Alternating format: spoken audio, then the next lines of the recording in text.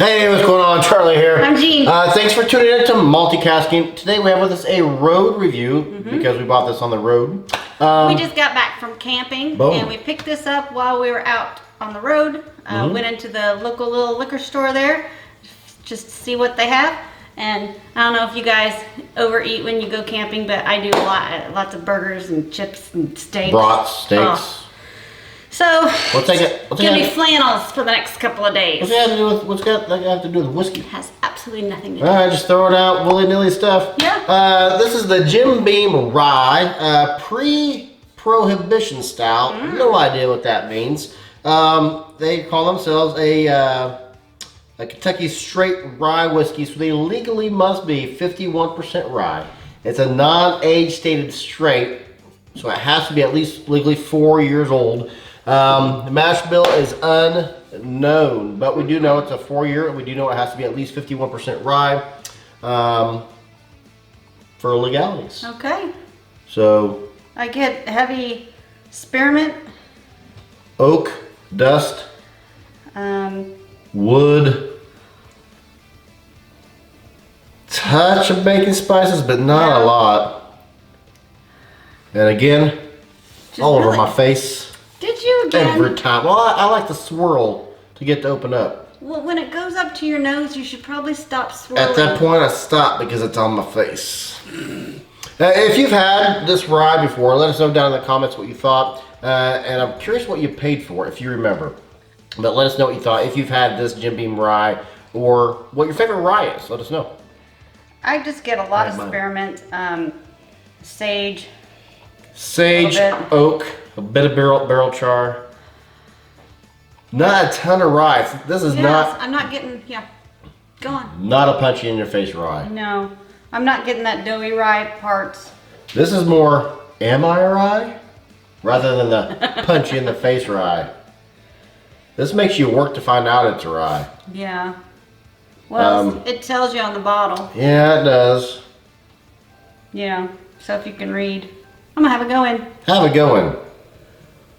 Yeah, the rye is really soft on the nose, really hard to get.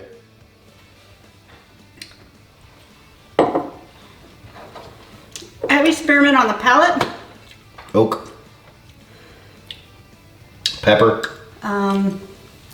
Wood. I'm not getting a lot of rye notes though. Dust. Besides the spearmint. I'm getting a lot of, tastes like I just ate a dry biscuit. Yeah, dry biscuit. Dry biscuits. Yeah, it's an astringent. The finish is still pepper.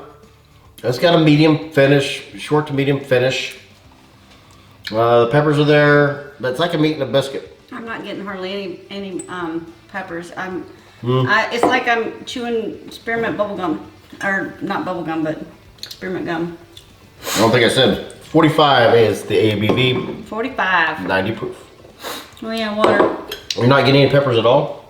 Not really. Really? Okay. Boom. Yeah, I mean, for a rye, there's not a lot of rye notes. I love a rye. I love a punchy in the face rye. I love the baking spices. I love the rye bread. I love the rye dough. I love everything about I like rye. the rye bread parts of rye, and I like pepper. Usually, there's more peppers with rye. Mm-hmm. A lot of ryes have a lot of pepper, have a lot of baking spices. Clean up the nose a little bit for me. Nothing. I'm just now getting the faintest hint of rye. There's a touch of rye, dough. You gotta really inhale. You do an open mouth or? Yeah. Closed mouth, I get the spearmint. I'm gonna have a go in now.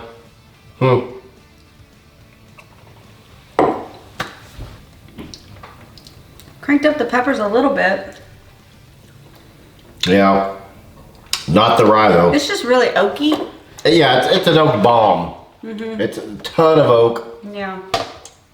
It's oak forward. It's a little bit astringent. It's more oak than I like. For me, the oakiest we probably drink regularly is the Evan Williams Bond and Bond. And I notice it has a lot of There's oak. a lot of oak in that one. If I go to something else and come back to that bottled and bond, I notice how much oak there is. To me, this has a lot more. There's twice more oak in it than the Evan Williams bonded and bond does.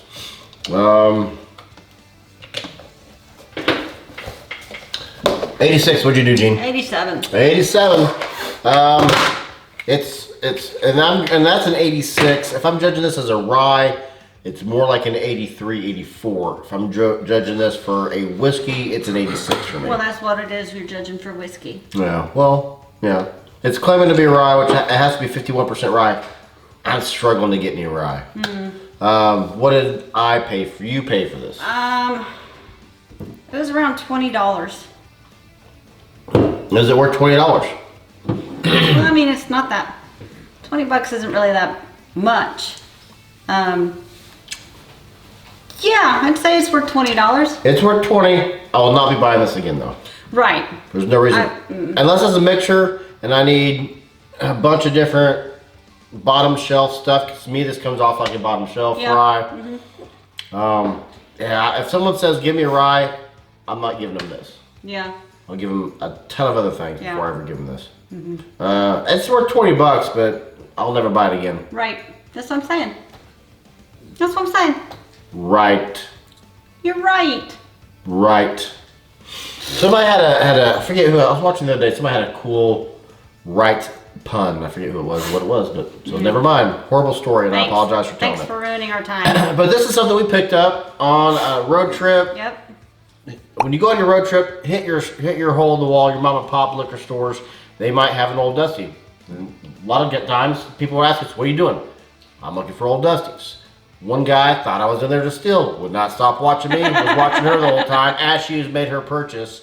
I'm like, I'm looking for Old Dusties. That's why I'm peering around. Not a thief, may appear to be a thief. Looking for Old Dusties. You got to look at the middle shelf. You got to look behind the cashier. Stop talking.